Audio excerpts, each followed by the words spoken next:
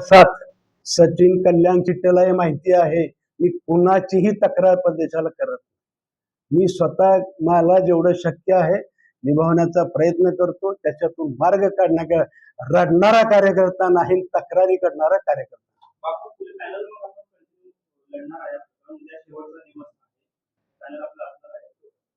कार्यकर्ते निर्णय घेतील, जो कार्यकर्ते निर्णय घेतील. भारतीय जनता पक्षाचे या बाजार समिती उत्तर सोलापूर तालुका, दक्षिण तालुका ह्या दोन्ही तालुक्यातले कार्यकर्ते जो निर्णय घेतील त्यांनी सोडून द्या म्हटलं सोडून द्या ना, त्यांनी लढवायचं म्हटलं तर 100% भारतीय जनता पक्षाच्या कार्यकर्त्याच्या मागे ठामपणे उभारणार हे पक्का आहे.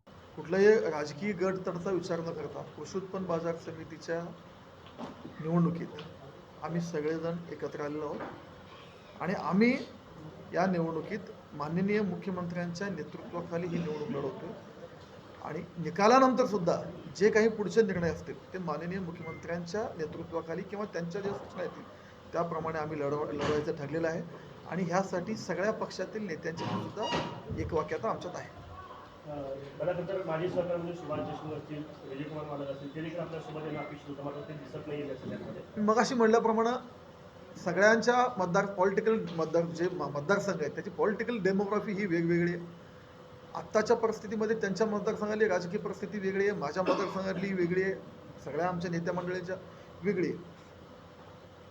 आणि निवडणूक जिंकण्यासाठी शेवटी निवडणूक जिंकण्यासाठी काही मतांची आवश्यकता आहे. ह्यात सहकार क्षेत्रात कुठल्या एका पक्षाचं नेतृत्व मान असलेली अशी परिस्थिती आत्ताच्या घडीला तर आपल्या सोलापूर जिल्ह्यात नाही आहे.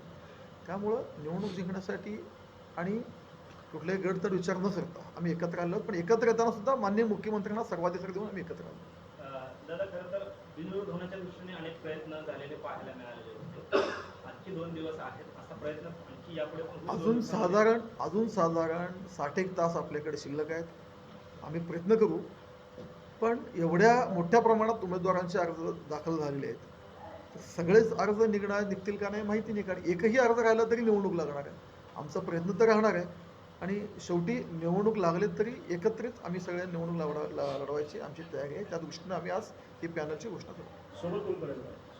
आम्ही सगळे सोबत आहोत, काही लोक अजून जोडत आहेत.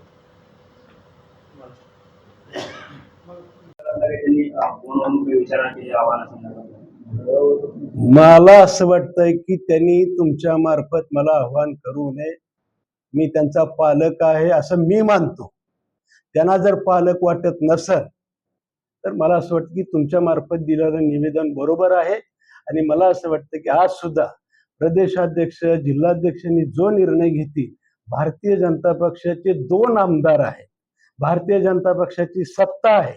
तुम्हाला जर मुख्यमंत्री महोदयांनी काँग्रेस बरोबर चंद्रशेखर बावनकुळे साहेब अध्यक्ष प्रदेशाध्यक्ष त्यांनी जर तुम्हाला काँग्रेस बरोबर जायला सांगितलं असेल तो मी निरोप तो संदेश मी ग्राह्य धरतो.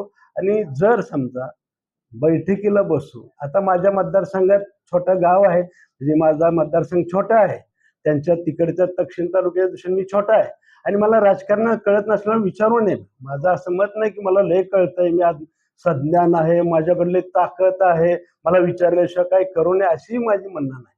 पण तुम्हाला असं वाटतं की मी पालक जर मानत असतील तर त्यांनी तुमच्या मार्फत येता करावं.